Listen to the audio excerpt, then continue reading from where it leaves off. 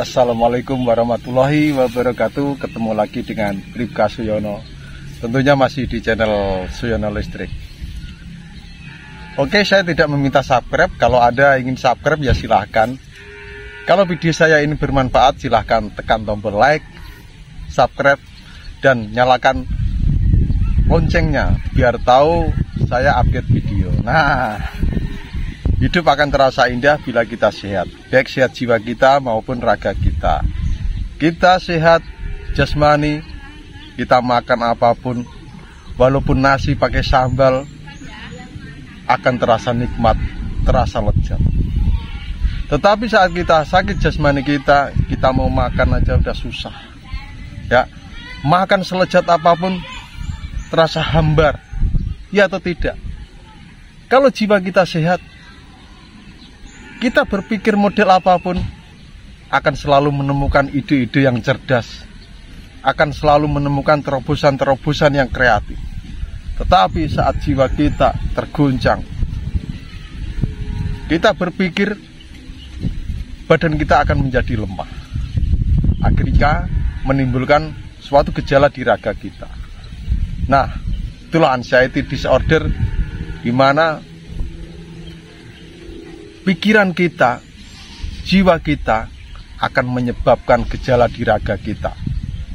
Bisa juga itu psikosomatik. Nah, untuk perbedaan psikosomatik dan anxiety disorder, silakan Anda tanyakan ke dokter, karena takut salah saya menyampaikan pada Anda. Nah, ini ya. Oke. Bagi Anda yang masih sempoyongan, keleyengan, sensasi mau pingsan tapi nggak pernah pingsan. Nah, ini jelas-jelas kalau Anda merasakan itu, ketika di medical check up, dicek dokter, baik laboratorium, sudah di CT scan kepala, sudah melalui berbagai pemeriksaan, dan ternyata Anda sehat-sehat saja secara jasmani, tapi Anda merasakan itu terus, sempoyongan, keleyengan, sensasi mau pingsan, akhirnya menimbulkan kecemasan, ketakutan, dan berlebihan. Nah, itu saya yakin Anda menderita anxiety disorder. Nah, orang yang menderita anxiety disorder biasanya itu biasanya, ini saya loh, bukan Anda. Dia adalah seorang pemikir yang berat. Apa-apa dipikir, hal-hal sekecil apapun dipikir. Masalah kecil menjadi besar. Kita berpikir jauh ke depan, wah jangan-jangan nanti gini, jangan-jangan nanti gini. Terus ingin tampil sempurna biasanya, mudah emosi, mudah marah, kadang marah tanpa sebab. Kita benerin apapun ya, misalnya benerin radio, benerin sepeda, nggak bisa marah dan sebagainya. Nah, itu bisa menyebabkan yaitu anxiety disorder. Maka saya mengingatkan pada diri saya untuk berpikir saat ini saja, ya, jangan berpikir ke jauh ke depan. Ya, itu boleh saja, ya, asal itu sebuah harapan gitu. Nah, sempoyongan, keleyengan, sensasi mau pingsan, dulu ini dominan melanda diri saya. Jalan sebentar sempoyongan, keleyengan, mau pingsan tapi nggak pingsan, berdiri nggak kuat lama, kayak muter, kayak gimana gitu, keringat dingin, kaki terasa dingin, mau pingsan tapi nggak pingsan. Apalagi saat kita di kamar mandi, saya ya mau buang hajat, itu takut di kamar mandi karena pernah mengalami sensasi itu atau pernah mengalami serangan panik di kamar mandi, akhirnya menjadi trauma tersendiri. Nah, dan itu dulu saya rasakan hampir tiap hari, bukan hampir, tiap hari ya, tiap hari itu saya rasakan. Sampai-sampai saya itu mau ke kamar mandi itu takut, mau buang air besar itu takut, apalagi kalau diare, ya, apalagi diare atau kita susah BAB, kita kadang jongkok di kloset atau kloset Anda jongkok maupun duduk, itu terasa gimana bergerak, ya, ini yang bergerak klosetnya atau saya gitu. Kadang kita duduk di kursi ini yang bergerak kursinya atau saya. Begitu. Dan itu terus. Nah, sensasi ini membuat kita tidak nyaman, membuat kita tidak produktif lagi, membuat kita tidak ada gairah hidup lagi. Ya atau tidak? Nah, ketika kita merasakan itu semua, ya, akhirnya pikiran kita itu kacau. Akhirnya kita menebak-nebak sendiri, sakit apa saya, sakit apa, sakit apa, sakit apa, dan bla bla bla bla. Kita pasti sudah berobat, mungkin ke dokter penyakit dalam, dokter saraf dan sebagainya.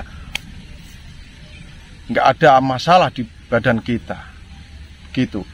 Dan karena itu adalah anxiety disorder, ya, dimana pikiran kita itu yang menyebabkan gejala di raga kita. Nah, penyebab dari sempoyongan, kelingan, sensasi mau pingsan ini saya nggak tahu persis, ya. Ini yang bisa menjelaskan adalah dokter. Tak dokter bisa menjelaskan atau tidak, saya juga nggak tahu. Apakah sempoyongan, kelingan, sensasi mau pingsan ini karena asam lambung? Tetapi saya pernah tanya sama orang yang alami asam lambung yang berat, ya, asam lambung berat. Dia merasakan itu. Dulu saya saat alami asam lambung berat, saya juga alami itu. Tetapi di saat asam lambung saya sudah sembuh, saya masih alami itu. Itu penyebabnya apa? Nah, itu toh. Nah, saya ingin mencari jawaban dari itu semua, tetapi jawaban dari, ya mohon maaf ya, itu tidak serta-merta membuat saya puas dengan jawaban itu. Karena apa? Enggak kok, saya enggak begini kok, tapi sempoyongan kelingan masih ada, sensasi mau pingsan masih ada. Nah, dan saya yakin Anda semua itu setelah periksa di dokter, Anda juga merasa kesal, mungkin kesal dengan jawaban dokter itu. Saya enggak menjelek dokter ya, enggak. Saya masih membutuhkan dokter gitu. Sekali lagi mohon persepsi Anda yang positif aja ya, gitu. Karena ini pengalaman saya, gitu. Seakan-akan saya itu ya lebih pintar dari dokter. Karena apa? Saya itu merasakan ini loh dok, ini dok. Kok penyebabnya ini dok? Masa dok? Itu dalam hati saya. Itu. Ya kita merasa lebih pandai dari dokter karena kita merasakan itu. Nah itu, ya atau tidak?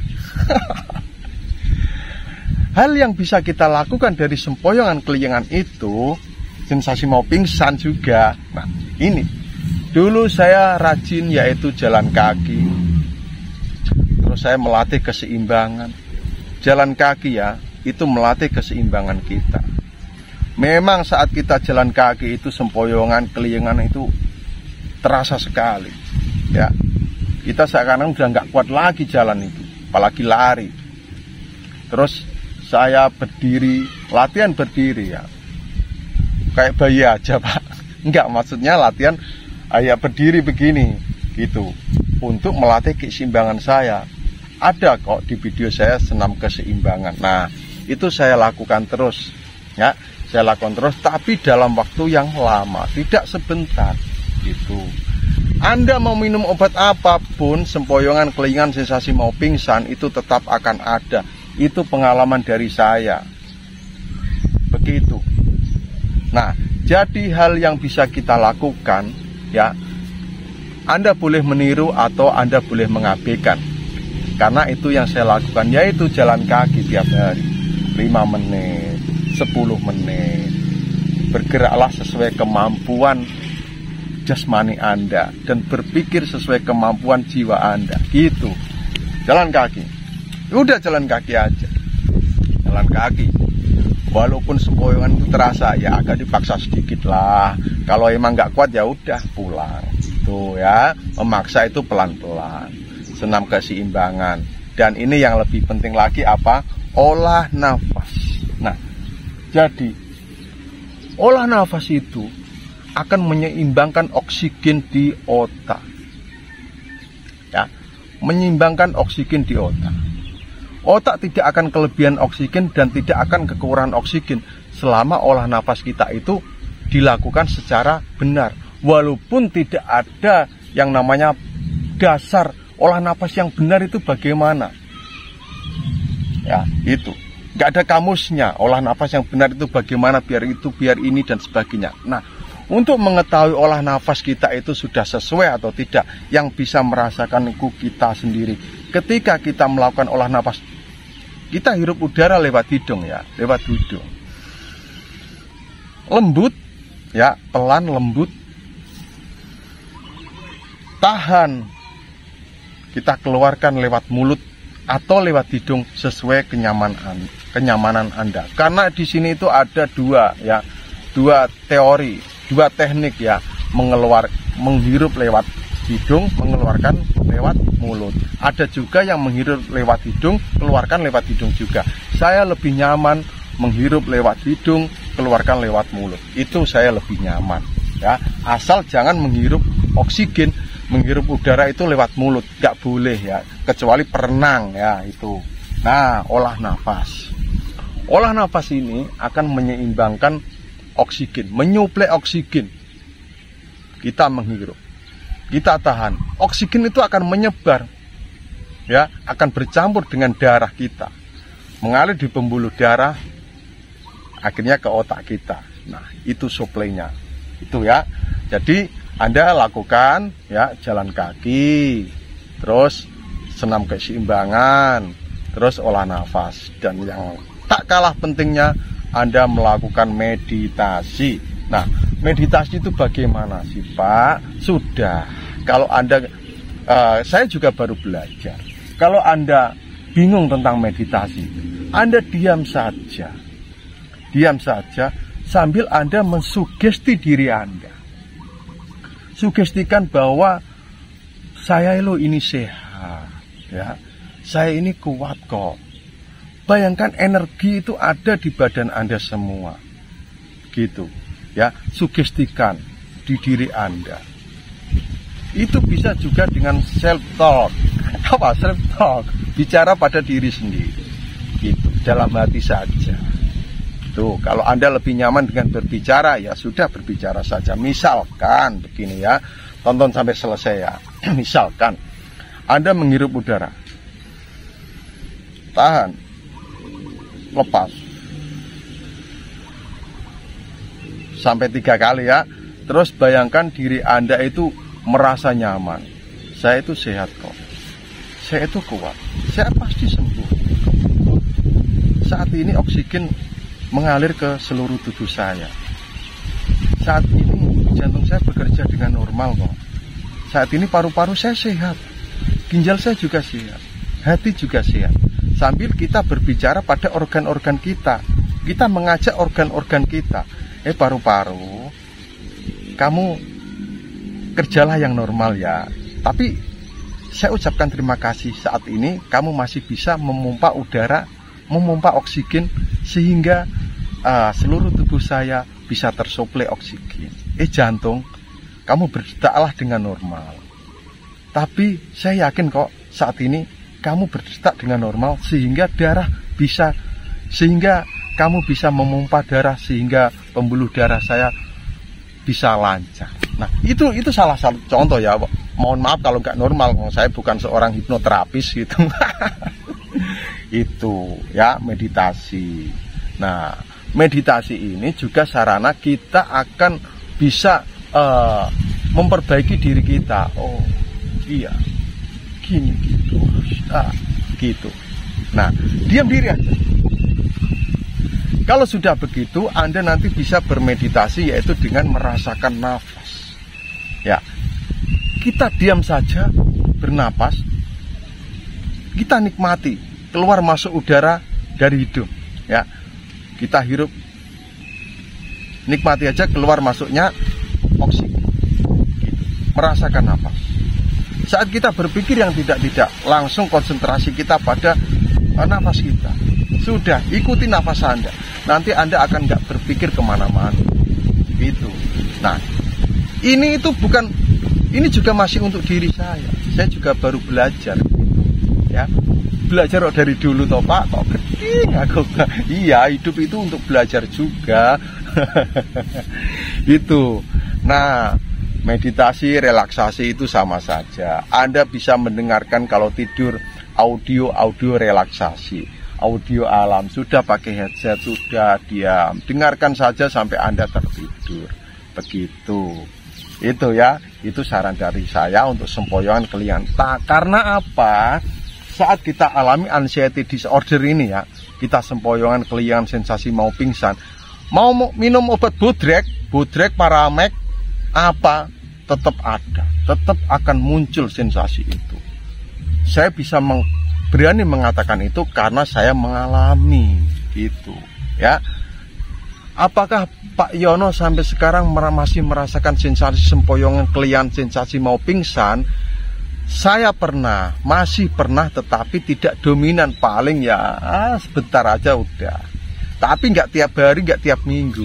Kalau dulu tiap hari, ya itu masih ya itu saya berusaha menghilangkan itu ya melalui proses itu ya. Kita itu yang penting menikmati prosesnya ya. Kalau hasilnya, karena hidup ini bukan pada hasilnya tetapi pada prosesnya.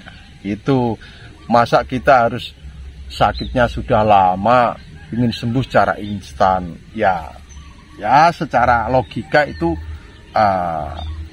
ya nggak masuk logika. Tetapi kalau Allah berkehendak ya pasti gitu. Tapi Allah itu juga melihat dari usaha kita, apa yang sudah kita lakukan, gitu ya atau tidak. Jadi tetap semangat. Sempoyongan kelingan, sensasi mau pingsan itu bisa hilang dengan usaha kita, yaitu membiasakan diri. Kita bisa karena terbiasa. Biasakan untuk jalan kaki, melatih keseimbangan, lakukan olah nafas, meditasi, relaksasi. Itu. Nah, setelah itu Anda lakukan semuanya, Anda berusaha. Ya, kita berdoa. Ya Allah, sembuhkan saya sudah melakukan usaha ini dan ini. Nah, itu. Kalau Allah atau kalau Tuhan tidak mengabulkan doa kita dengan cepat, yakinlah Tuhan akan mengabulkan doa kita dalam waktu yang tepat, ya, di waktu yang tepat. Itu aja. Salam sehat dari Bribka Siono. Wassalamualaikum warahmatullahi wabarakatuh.